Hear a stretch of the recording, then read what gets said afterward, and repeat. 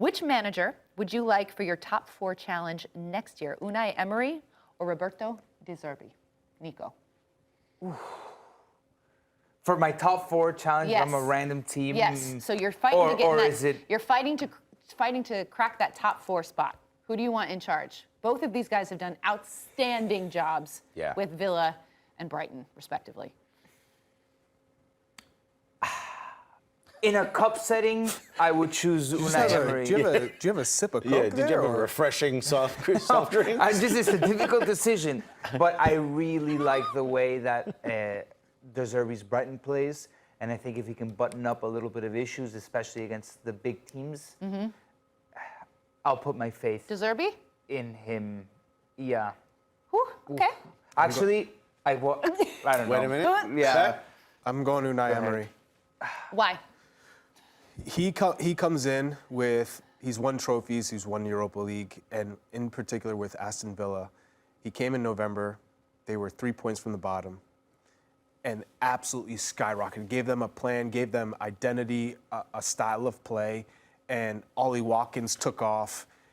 The first, I think he's scored 10 plus goals in the past 3 years, but this season it feels like he's changed into an all-around striker, well-rounded. Jacob Ramsey, I think, has come along, and I just feel that when you look at Unai Emery's team, you feel like they always are in the games, and for me, that's the manager I'm going to go with because I believe in his philosophy.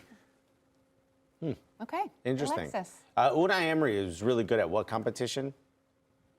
Yeah, the Europa League. Right, and you said And the this is a EPL. top 4. Top 4. Yeah, so I'm going to go with De Zerbi. And I know he hasn't done it yet. But Unai Emery, let me explain. Unai Emery is an incredible manager, and we've seen it. Look, he didn't have a great run at Arsenal when he had really big personalities to manage. Did he win a trophy yet? No, he did. But he was smaller personalities at Aston Villa, and I think he's done an incredible job. De Zerbi, I think, has changed a lot. I think he, as Pep Guardiola, someone that a lot of people respect, has said he will change English football, and I think he's done more with less time, and that we thought was already playing well under Graham Potter. Not with less time.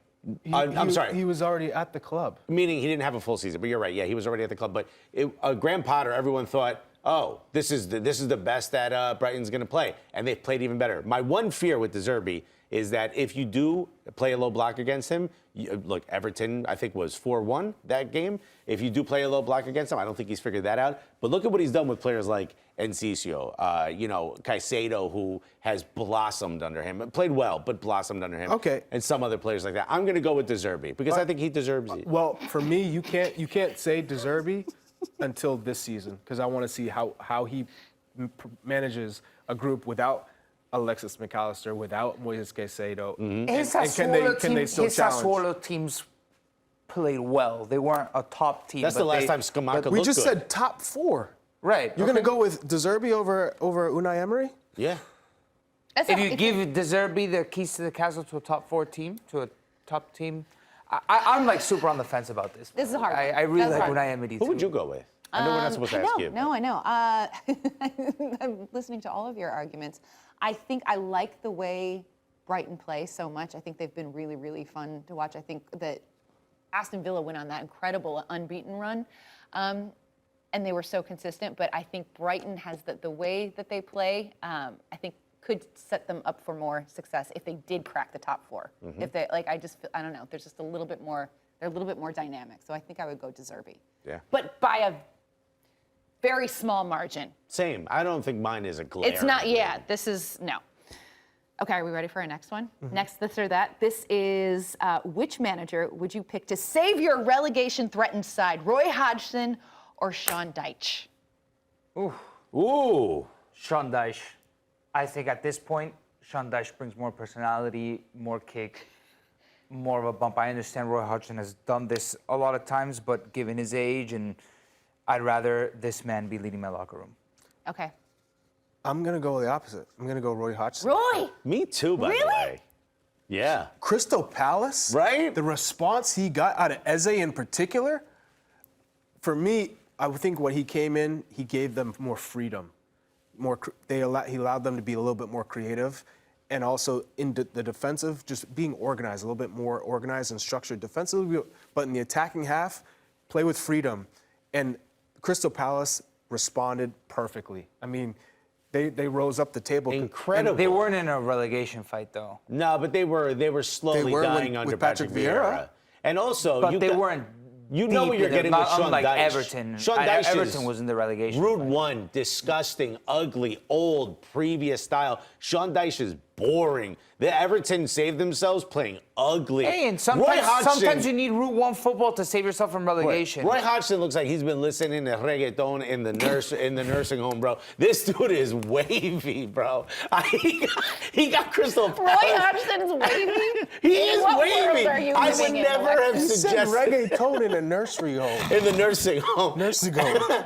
Look, there's something about this man. He has connected with Crystal Palace. He gets a pass. Oh Bro, my God. he's from the ends. Roy Hodgson gets a pass, bro. Wow. Go get yourself a beef patty and some cocoa bread, bro. You get a pass, Roy Hodgson. and respect. His career path is No, it's crazy. incredible. Yeah. It is. The man retired twice. Oh, gosh.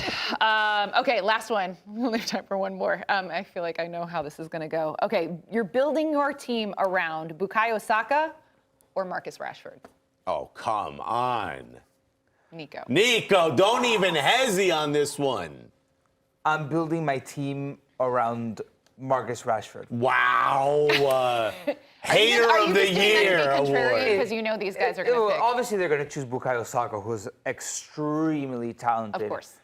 But I think Marcus Rashford has shown that he, so far, and Bukayo Saka still can prove it, is just a little bit more of a killer than Bukayo Saka. And I want, like, my guy I can't. to be the killer. You're not 100% And wrong, if I can but you're get- wrong. If I can get Marcus Rashford at his peak, like we saw, for example, this season, but specifically in the 3 months where he was like red hot, like the hot sauce that Charlie can eat at the end of the show, between January and like March. How long was I that? honestly forgot about the hot sauce.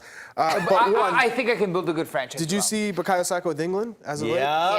Bro, he's killing it. You don't have to convince me. I'm of just Bukayo Saka. asking you a Yeah. question. Yeah. Did you not see it, or did you see it? No, I saw it. And you still chose Rashford, That's wild. Yeah. That's wild. knowing that Bukayo Rashford- Saka is 21. It's against England. It was 2 games. Wow. Bukayo Saka is 21. Yeah. 21.